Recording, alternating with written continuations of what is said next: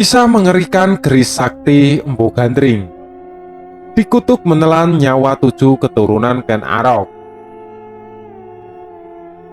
Keris Empu Gandring tak bisa dilepaskan dari pembahasan tentang Ken Arok. Pusaka termasuk dalam sejarah berdirinya kerajaan Singosari di Jawa Timur ini juga dikenal karena kutukannya yang memakan korban dari kalangan elit Singosari, termasuk Ken Arok yang tak lain adalah pendiri dan penggunanya. Nama keris ini diambil dari seorang pandai besi yang dikenal sangat sakti, Empu Gandring. Keris ini dibuat atas pesanan dari Ken Arok yang meminta jadi malam satu malam. Awalnya mustahil pekerjaan berat ini bisa dirampungkan seorang empuh pandai besi yang sakit.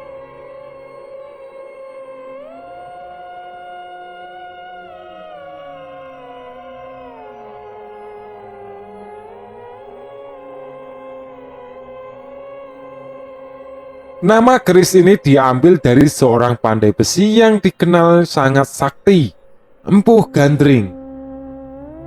Keris ini dibuat atas pesanan dari Ken Arok yang meminta jadi dalam satu malam. Awalnya mustahil pekerjaan berat ini bisa dirampungkan seorang empuh pandai besi yang sakti. Namun dengan segenap kekuatan gaib dan kemampuan yang dimilikinya, Empu Gandring pun mampu membuatnya. Tirakat puasa dan ritual khusus pun dilakukan Empu Gandring sebelum memilih bahan untuk membuat keris tersebut agar keris tersebut bertuah. Empu Gandring memilih batu meteor sebagai bahan untuk kerisnya sehingga memiliki aura yang tinggi. Setelah keris terbentuk, Empu Gandring mencelupkan keris yang masih panas tersebut ke dalam bisa ular. Tak hayal, keris itu menjadi keris dengan bentuk dan wujud yang sempurna, bahkan memiliki kemampuan supranatural yang konon dikatakan melebihi keris pusaka masa itu.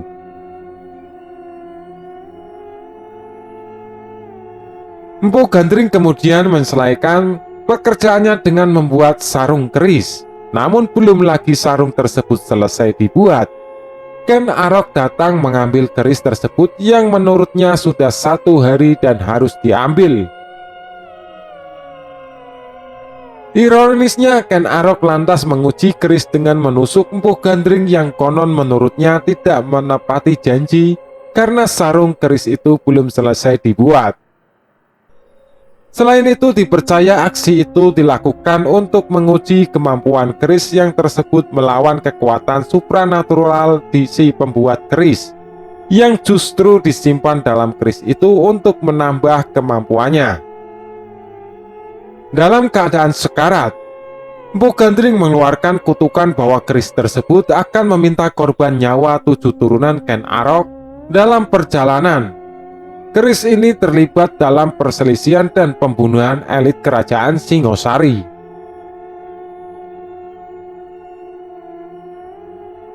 Terbunuhnya Tunggul Amatung. Tunggul Amatung merupakan kepala daerah Tumampel, cikal bakal Singosari. Saat itu adalah bawahan dari kerajaan Kediri yang diperintah Kertajaya dengan gelar Dandang Gendis, raja terakhir kerajaan ini. Tumampel sendiri adalah pecahan dari sebuah kerajaan besar yang dulunya adalah kerajaan Jenggala yang dihancurkan Kadiri, di mana keduanya awalnya adalah satu wilayah yang dipimpin oleh Airlangga. Ken Arok membunuh Tunggul Amatung untuk mendapatkan istrinya yang cantik, Ken Dedes. Ken Arok sendiri saat itu adalah pegawai kepercayaan dari Tunggul Amatung yang sangat dipercaya. Latar belakang pembunuhan ini adalah karena Ken Arok mendengar Hari Brahmana Longgawe bahwa barang siapa yang beristri Ken Dedes akan menjadi raja dunia. Sebelum Ken Arok membunuh Tunggul Amatung, keris ini dipinjamkan kepada rekan kerjanya yang bernama Kebo Ijo, yang tertarik dengan keris itu dan selalu dibawa kemana-mana untuk menarik perhatian umum.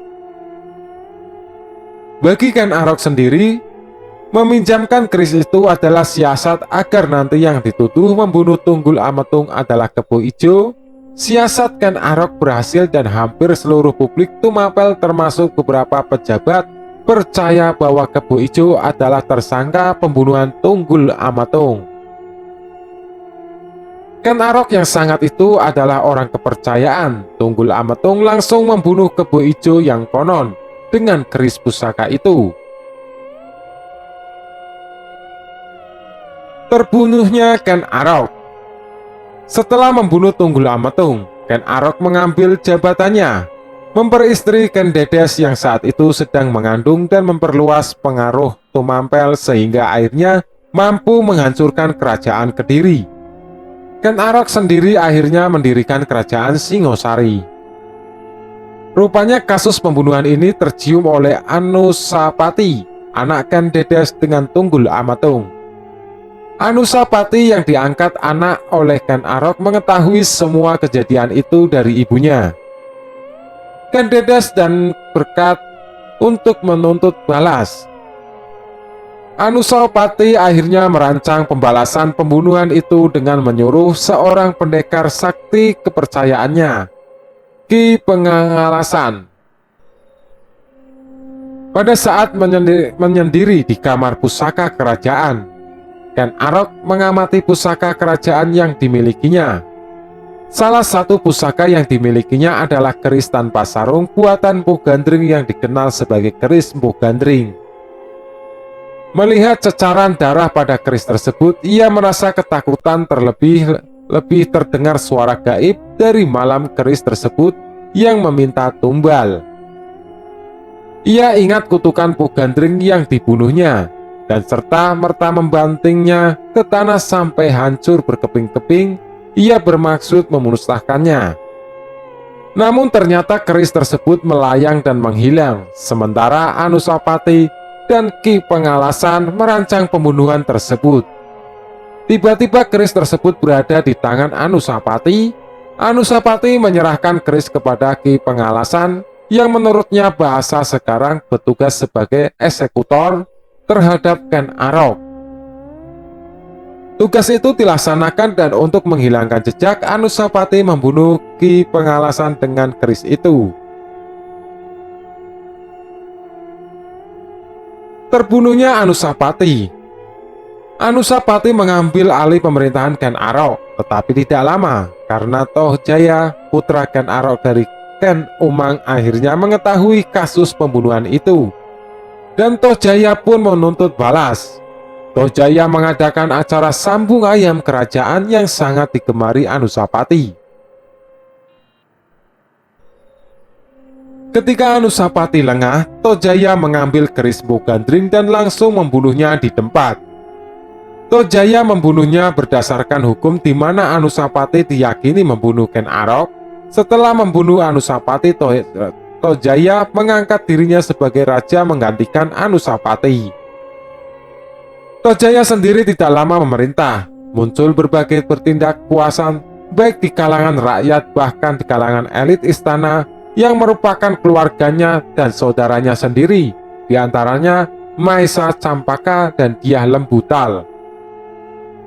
Ketidakpuasan dan intrik istana ini akhirnya berkobar menjadi peperangan yang menyebabkan tewasnya Toh Jaya. Setelah keadaan berhasil dikuasai, tahta kerajaan akhirnya dilanjutkan oleh Ranggo Gawuni yang memerintah cukup lama dan dikatakan adalah masa damai kerajaan Singosari. Sejak terbunuhnya Toh Jaya, keris Mpu Gandring hilang tidak diketahui rimbanya.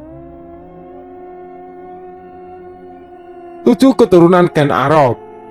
Beberapa sumber spiritual menyebut keris Mpu Gandring ini sebenarnya tidak hilang, dalam arti hilang musnah dan benar-benar tidak ketahuan keberadaannya. Di akhir hayatnya, di ujung keris buatan Mpu Gandring sendiri, Mpu Gandring mengutuk Ken Arok bahwa keris itu akan menelan korban 7 turunan dari Ken Arok. Dalam sejarah ataupun legenda ternyata ada 7 orang terbunuh oleh keris itu, yakni Mpu Gandring, pembuat keris, Kebo Ijo, rekan Ken Arok, Tunggul Ametung, penguasa Tumapel saat itu, Ken Arok pendiri kerajaan Singosari, Ki Pengalasan pengawal Anusapati yang terbunuh Ken Arok. Anusapati anak Ken Dedes yang memerintah Ki Pengalasan membunuh Ken Arok. Dan Tohjaya putra Ken Arok dari selirnya Ken Umang untuk terbunuh oleh keris ini. Satu lagi yang terakhir adalah Ken Dedes yang mati oleh keris itu. Dan kemudian keris itu diambil oleh Raja Jawa yang memiliki kesaktian luar biasa untuk memusnahkan keris itu, dibuang ke bawah Gunung Kelut di Jawa Timur.